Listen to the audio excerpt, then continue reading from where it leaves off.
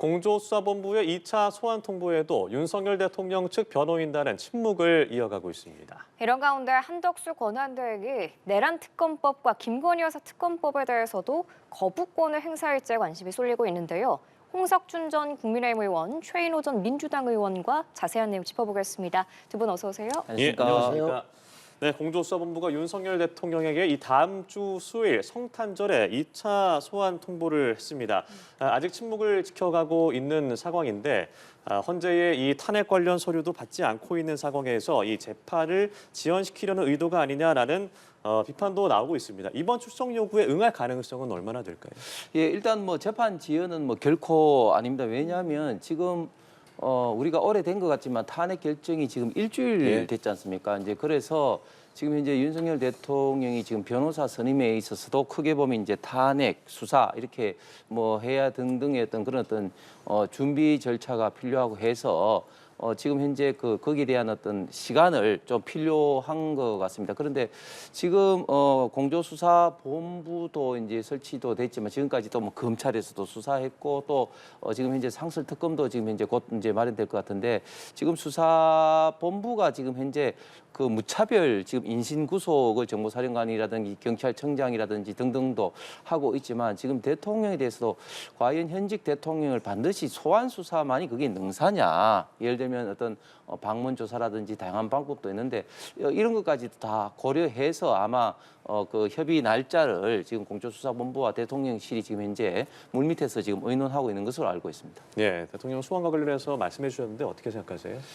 지금 검찰이 한 차례, 공수처가 한 차례 이미 그 소환 통보를 했는데도 대통령 불응했습니다.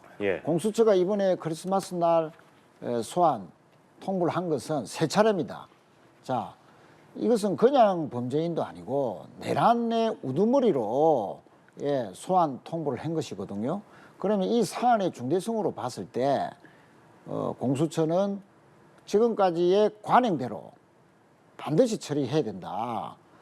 지금 민생이라든지 외교라든지 여러 가지가 좀 너무 힘든 상황 아닙니까?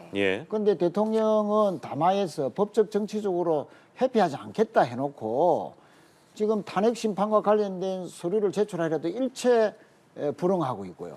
또 내란과 관련해서도 전혀 수사에 협조하지 않고 경찰의 압수수색도 경호처를 내세워서 저항하고 있고 이런 그 소환 통보에도 전혀 불응하고 있어서 민생 안정을 위해서 이 수사의 속도는 빨리 내야 된다. 또 전국을 정상화시켜야 된다 하는 그런 차원에서라도 대통령이 말한 대로 법적 정치적 책임을 회피하지 않겠다 하면 이번 크리스마스만큼은 3차 소환에 응해야 되고 만약에 3차 소환에 응하지 않는다면 공수처장이 이야기한 대로 경호처가 절대 저항을 하면 안 된다. 그래서 연말까지는 3차 불응하면 체포영장을 발부받아서 체포에 나서야 된다. 그래라도 안 하면 지금 변호사 수임도 안 하고 선임도 안 하면서 시간만 질질 끌고 있거든요. 자, 그런 측면에서는 하루라도 빨리 수사가 진행되는 것이 맞다 그렇게 생각합니다. 지금 헌법재판소의 탄핵 심판 서류들도 계속 송달이 되지 않으면서 헌재가 다음 주 월요일에 입장을 발표하기로 했습니다. 이 송달 장소의 서류를 내려놓는 순간 송달이 되는 걸로 간주하는 이런 방안 등이 거론이 되고 있거든요. 이런 방안들에 대해서는 어떻게 생각하세요? 당연합니다. 지금 뭐 방금 말씀드렸듯이 내란과 관련된 행사 재판에 필요한 수사는 수사대로 하는데 탄핵 심판은 이제 헌법재판소에서 벌어지는 건 아닙니까? 그런데 심리를 하려면 국회에서 소추를 했으니까 소추와 관련된 자료, 뭐 CCTV 동영상이라든지 군이 국회에 와서 또 선관위에서 어떤 식으로 점령을 시도했느냐 그에 대해서 자료도 요청할 뿐더러 심판 대상이 되는 대통령에 대해서도 여러 가지 자료를 요청을 했습니다. 특히 포고령과 관련해서 포고령을 어떤 식으로 내렸느냐 그 내용에 대해서 자료를 제출해라. 또 절차, 계엄령의 절차인 국무회의 열었느냐 열었으면 회의록을 제출하라. 자, 그런데 전혀 그 관련 서류를 제출하지 않고 나흘째 지금 거부를 하고 있습니다. 한덕수 권한대행이 국회에 와서 국무회의는 존재하지 않았다라고 이야기를 했죠. 그러면 대통령실에서는 그 계엄령을 내리기 위해서 국무회의 심의를 거쳐야 되는데 국무회의조차 열지 않았으니까 이거는 절차상 중대한 하자가 있는 거 아닙니까? 그러니까 자료를 없으면 없다라고 해야 되는데 일체 안 한다는 것은 시간 끌기 전략이다. 국무회의를 열지 않았으니까, 정식 국무회의가 열리지 않았으니까 회의록도 없는 것이겠죠. 그리고 포고령 부분도 그렇습니다. 제1호에 국회와 정당, 정치 행위를 일체 중지한다라고 했습니다. 자, 그러면 그런 배경이 뭐냐? 전시와 또 내란, 전시와 그에 버금가는 그런 사변에 준하는 뭔가 그 사항이 되느냐? 국정이 진짜 마비되느냐? 이에 대해서 본인들이 생각하는 바를 제출하면 되지 않습니까? 이런 부분에 대해서도 전혀 자신이 없으니까 제출하지 못하고 있고 예. 변호사 수임도 안 하고, 그러니까 일방적인 시간 끌기용이다 해서 현재는 만약 이런 식으로 계속 불응하면은 다음 주에 중대 결심을 하겠다 했는데, 만약 이런 식으로 불응하면 시간만 자꾸 끌 수는 없으니까 예. 신속한 심리를 개시하겠다라는 선언이 나오지 않겠나, 그래 빠집니다. 아까 홍 전 의원께서는 재판 지연은 결코 아니다라고 말씀을 해주셨는데, 지금 헌재가 생각하고 있는 이 송달 장소에 서류를 내려놓는 순간 송달이 된 걸로 간주하는 이 방법들, 여기에 대해서는 어떻게 생각하세요? 예, 그렇습니다. 지금 재판 지연은 뭐가 재판 지연이냐면 침대 축구의 장인인 이재명 대표가 하는 게 재판 지연입니다.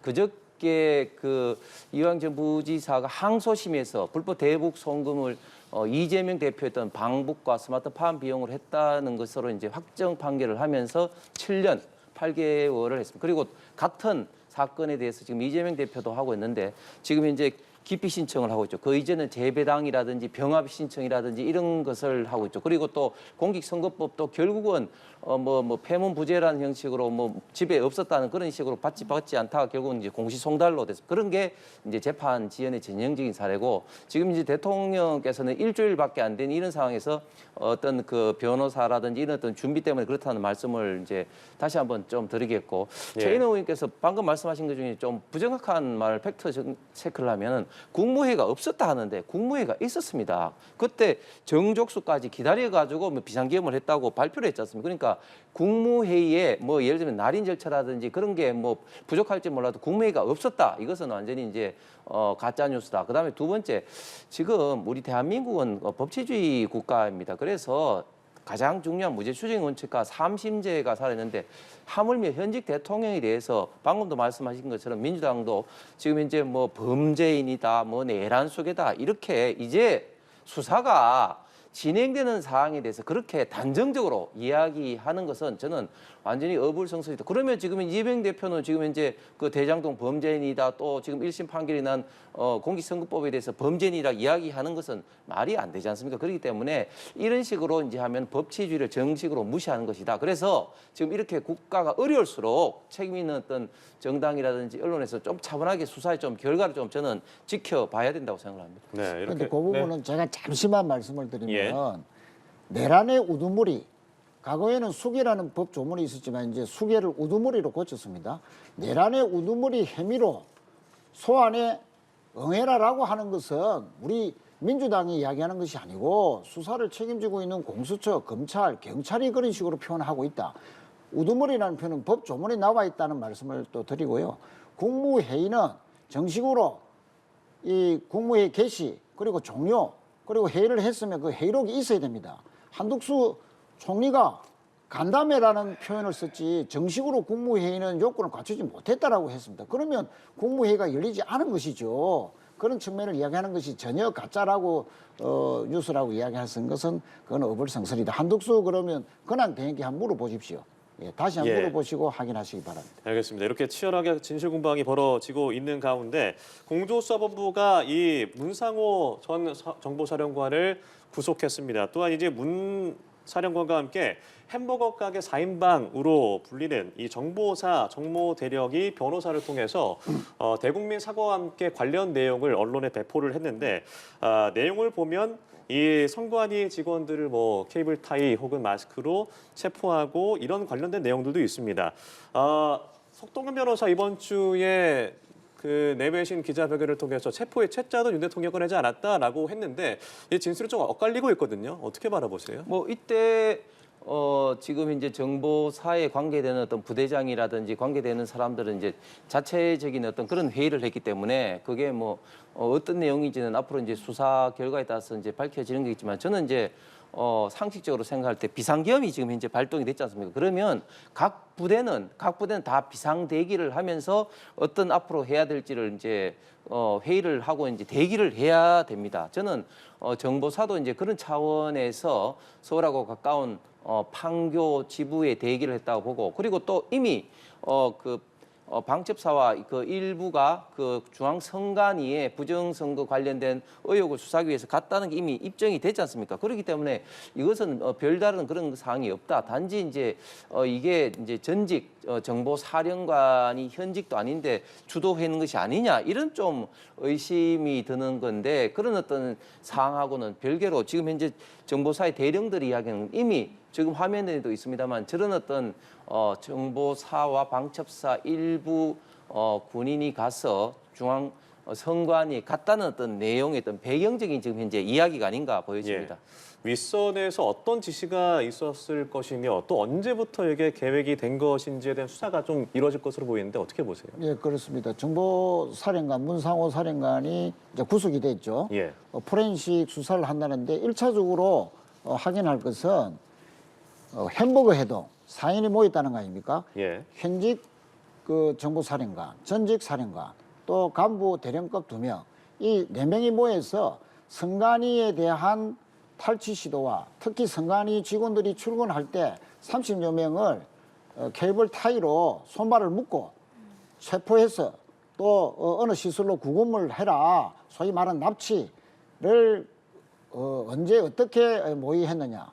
그것도 계엄 당일날만 한 것이 아니고 이틀 전에도 또 똑같은 그 햄버거 해동을 했다는 건 아닙니까? 예. 그런 부분에서 구체적으로 누가 어떻게 제안했고 어떤 실행 계획을 모의했느냐, 일종의 내란이죠.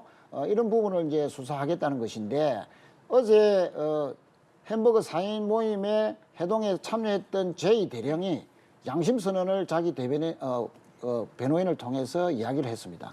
모든 것이 사실이다. 선관위 직원 30명을 케이블 타이로 묶어서 체포, 구금, 납치하려는 계획이 사실이었다. 그리고 국민께 너무나 죄송하다라는 사과문을 발표를 했습니다. 그러면 이제 사실로 보고요. 그런 구체적인 정황을 누가 먼저 지시를 했느냐. 이것은 이제 노상원 전 계엄 정보사령관, 예. 이 민간인 신분이죠. 이 민간인 신분이 현역 정보사령관을 실제로 지시해서 햄버거 해동에 오라고 했다는 겁니다. 이 노상원은 김용현 전 국방장관의 30년 직이고 최측근이고 박근혜 대통령 때 계엄사령관, 정보사령관을 하면서 박근혜 대통령 탄핵 시에도 계엄 대비 문건을 만든 사람이 이 노상원입니다. 그래서 윤석열 대통령과 김용현에 이어서 실질적으로 이번에 계엄과 내란을 기획한 사람이 바로 이 노상원이다라고 지금 이제 검찰이나 공수처는 의심을 하고 있는 것이죠. 예. 그래서 노상원에 대한 수사를 하면 김용현과 어떤 식으로 구체적으로 했고, 특히 선관위에 대한 탈취와 서브 확보, 직원들 납치, 이런 모든 계획들이 나오지 않을까. 그래서 노상원은 이번 내란의 핵심 중에 한 사람이다, 이렇게 보는 거죠. 예. 앞서도 잠시 언급을 했지만 윤석열 대통령이 현재 이제 한남동 관저에 머물고 있는 것으로 알려진 가운데 그제 있었던 이 석동현 변호사의 기자회견과 관련해서 민주당이 아직 수임하지도 않은 이 가운데 석동현 변호사를 윤 대통령을 변호했다는 이유로 내란 선전 혐의로 고발을 하기도 했습니다. 관련된 내용은 좀 어떻게 보셨어요? 뭐 변호인을 했다고 해서 내란 동조죄로 고발하겠다는 것이 아니고, 예. 지금 석동현 변호사는 정식으로 대통령의 변호인으로 수임을 하지 않은 상태입니다. 예. 그냥 일반 변호사일 뿐입니다, 법적으로. 그런데 느닷없이 기자회견을 자청해서, 그것도 국내 언론만이 아니고 외신들이 엄청나게 온 자리에서 체포를 내린 적이 없다, 체포의 채자도 내리지 않았다라고 이야기했는데, 체포 명령을 받았다는 사람이 한 사람만 있는 것이 아닙니다. 국정원 1차장뿐만 아니고 특정 사령관, 심지어 조지호 경찰청장이 계엄 내리기 3시간 전에 안가에 가서 윤 대통령의 체포 지시를 직접 받았다는 사실이 지금 다 수사상에서 나오고 있지 않습니까? 그런데도 지금 상황에서 외신을 놓고도 이렇게 뻔뻔스럽게 거짓 주장을 하고 있다. 그리고 내란이 아니다라고 했는데 아니 국회를 군대를 동원해서 장악하려 하고 실제로 본의장에 가서 대통령이 직접 특정 사령관에게 150명의 정족수가 안 됐으니 즉 계엄 해제 요구 요건이 안 됐으니까 빨리 끄집어내라. 이런 지시를 특정 사령관에서 했다는 것이 밝혀지고 있는데도 내란이 아니라고 이렇게 강변하는 거. 그것도 민간인 신분으로 정식 수임도 내지 않은 상태에서 그렇게 한다는 것은 특히 외신에게 보고 그렇게 한다는 것은 우리나라 국격을 얼마만큼 지금이라도 떨어뜨리고 있는 것인가. 그런 차원에서 더 이상 이런 식으로 하는 것은 정말로 국익에도 맞지 않고 대통령이 헌법 정치적인 또 사법적인 책임을 회피하지 않겠다고 한 것에도 반할 뿐만 아니고 이거는 지금 또 거구 유튜버들과 같은 거구 세력들에게 내란을 오히려 더 국론을 부추기는 분열을 부추기는 국론 분열을 부추기는 이런 심각한 상황이기 때문에 고발할 수 있다는 경고를 내린 것이다 이렇게 생각합니다. 예, 이 석동현 변호사는 윤석열 대통령의 서울대 법대 동기로 알려져 있습니다. 이 민주당의 이 고발과 관련해서 무고죄를 고소하겠다 이런 입장을 냈어요. 저는 민주당이 이런 어떤 그 비상계엄의 이런 어떤 속에 인민재판식으로 국민들에게 지금 공포를 조장을 하면서 대한민국의 가장 중요한 어떤 자유민주주의의 기본적인 원칙과 법치주의의 기본적인 원칙을 지금 이제 무자비하게 지금 이제 파괴를 하고 있다고 생각합니다. 왜냐하면 모든 국민은 변호사 이전에 모든 국민은 표현의 자유가 있습니다. 그렇기 때문에 특히 또 변호사 대통령이든 바로 직전 수임 전이지만 본인이 대통령 때 이야기 들었던 거 그리고 또 본인의 어떤 생각을 가지고 이야기를 하는 것에 대해서 내란이 아니다 이렇게 이야기하는 것에 대해서 이것을 가지고 고발을 한다? 저는 이것은 대한민국의 가장 기본적인 표현의 자유를 침해하는 정말 민주당의 어떤 반민주적인 어떤 그런 폭거가 아닌가 보여지고 지금 이게 내란이 아닌 데서 굉장히 그 이설이 많습니다. 우리 대한민국의 가장 저명한 헌법학자인 허영 교수 같은 분도 1945년 이후에 국가 원수의 국가 긴급권이 발동한 것이 내란죄로 처벌된 것은 한 사례도 없다. 심지어 2020년 미국에서 의회 폭동이 일어나서 폭도가 의회를 점거한 상황에 대해서도 미 연방 대법원이 2021년도에 이것은 통치 행위이기 때문에 이것은 사법심사에 제외된다. 이런 어떤 판례도 있음에도 불구하고 무조건 이게 내란이다. 이런 식으로 하면서 내란이 아닌 사람을 또 고발을 한다. 그러면 저도 방송에서 내란이 아니다 하면 그럼 고발을 할 수 있습니까? 이거는 말이 안 되는 것이죠. 그렇기 때문에 지금 민주당은 내란이 아니다고 이야기하는 사람을 내란 동조라든지 뭐 등등으로 고발을 한다, 탄핵을 한다 이런 식으로 어떤 공포 정치로 몰아가고 있다. 그래서 지금 대한민국의 정말 갈등 분열을 정말 엄청나게 지금 현재 조장을 하고 있다. 저는 이렇게 좀 비판하고 싶습니다. 네, 알겠습니다. 이제 주제를 좀 바꿔서요. 지난 임시국무회에서 한덕수 권한대행이 양곡법 등에 대한 거부권을 행사했습니다. 민주당이 탄핵 가능성까지 언급하면서 그 두 가지 특검법이죠. 내란 특검법이랑 김건희 여사 특검법의 공포를 얘기하고 있는데 한덕수 권한대행이 어떤 결정을 내리게 될까요? 우선 이제 일반 법률에 대해서는 6개 법안 거부권을 행사했는데 한덕수 권한대행은 총리 시절부터 이들 법안이 가지는 여러 가지 여론에서 참 많이 있다. 특히 이제 일부 법률안은 국가 예산상에 큰 그 부담을 준다. 예. 또 어떤 법은 기업에 대한 그 비밀의 자유, 영업의 자유를 좀 침해할 소지가 있다 하는 측면에서 상당히 부정적 의견을 이제 펼쳐온 것이 맞거든요. 그런 연장선상에서 권한 대행으로서 소극적인 권리 행사지만 거부권을 행사한 것이다라고 봐지고요. 예.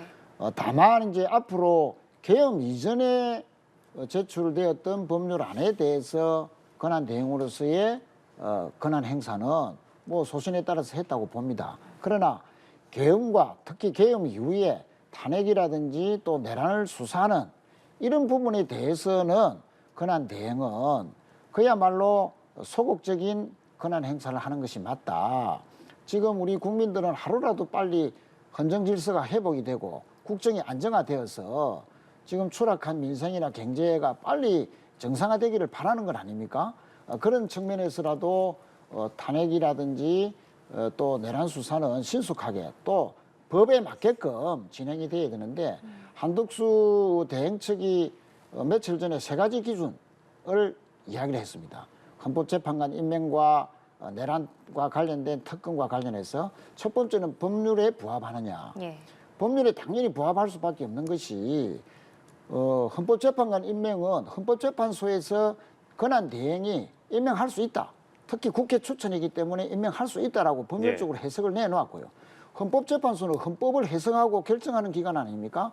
헌법재판소가 그런 헌법 해석을 내놨다는 측면에 주목할 필요가 있고 또 3명의 국회 추천 헌법재판관 중에서 국민의힘에서 추천한 헌법재판관 후보조차도 이번에는 국회가 추천한 몫이기 때문에 당연히 권한 대행이 임명할 수 있다라고 이야기를 했습니다.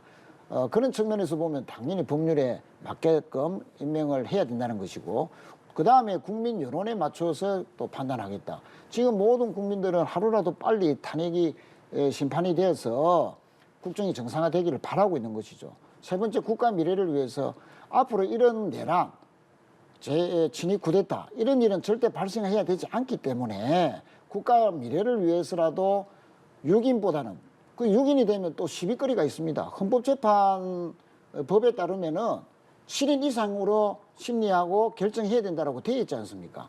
완전체, 구인 완전체로 해서 결론이 탄핵이 인용이 되더라도 한 점의 시비가 없도록 하는 것이 국가 미래를 위해서라도 좋다. 재발 방지를 위해서라도 좋은 것이기 때문에 그런 측면에서 한덕수 총리는 절대 임명을 해야 될 것이고 특검도 거부권 행사를 못할 것이다. 만약에 한덕수 총리가 이번에 그런 식으로 거부권을 행사하고 헌재 재판관 임명을 안 한다면 전국은 국민들이 다시 들고 일어나서 다시 불안정한 상태로 갑니다. 전국 안정을 위해서라도 저는 그렇게 하기를 바랍니다. 네, 지금 권한대행의 권한이 뭐 어디까지인가를 두고도 의견이 분분한데 국민의힘에서는 그 두 가지 특검법에 대해서 아직 당론을 정하지는 않지 않았나요? 당론은 반대로 정했죠. 아, 정했어요? 예, 정했습니다. 왜냐하면 사실은 이제 특검이라는 게 이제 경찰이나 검찰 수사를 이제 예외적으로 보완하기 위해서 하는 건데 지금 현재 잘하신 것처럼 지금 공조수사본부가 대통령까지도 지금 뭐 소환 뭐 내지는 뭐 이렇게 요구를 하는 판에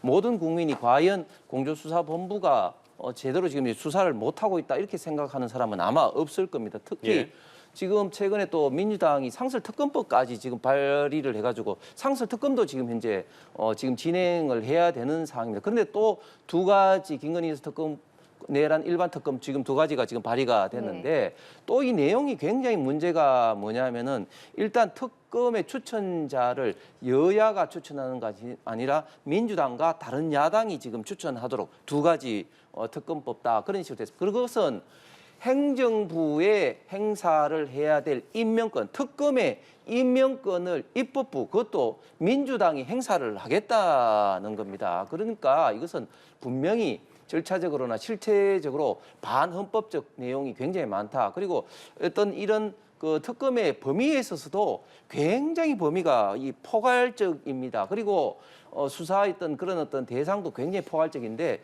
저는 진짜 민주당이 이런 어떤 특검을 통해서 수사를 해서 실체적 진실을 밝힐 그런 의지가 있다면 오히려 국민의힘과 좀 논의해서 특검 추천이라든지 이런 것을 좀 의논을 해서 여야 동수를 한다든지 이런 게 해야 되는데 그냥 절차를 무시하고 막 밀어붙이는 식으로 무조건 특검은 우리가 해야 된다 이런 식으로 해서는 오히려 국민적인 어떤 반발과 그리고 절차적 문제점만 발생시킬 수가 있다. 딱 한마디만 더 말씀드리면 권한 대행은 헌법학적으로 현상 유지를 하는 것이 완전히 통서입니다. 헌법에서 말하는 현상 유지라는 건 어떤 의미냐면은 장관 이상은 임명해서는 곤란하다 그런 겁니다. 그러면은 헌법재판관이 헌법기관으로서 장관보다 낫습니까? 결코 그렇지가 않죠. 그리고 거부권이라는 것은 현상 유지하는 어떤 기능, 새로운 어떤 법안이 새로 만들어지는 것이 현상 변경이지 거부권을 통해서 법안이 만들어지지 않은 그 이전의 단계는 현상 유지적 기능이기 때문에 저는 이런 어떤 혼란스러운 시국일수록 우리 한덕수 권한 대행이 이런 어떤 헌법의 기본적인 원칙을 제대로 좀 지키는 소신을 좀 발휘했으면 좋겠습니다. 네, 알겠습니다.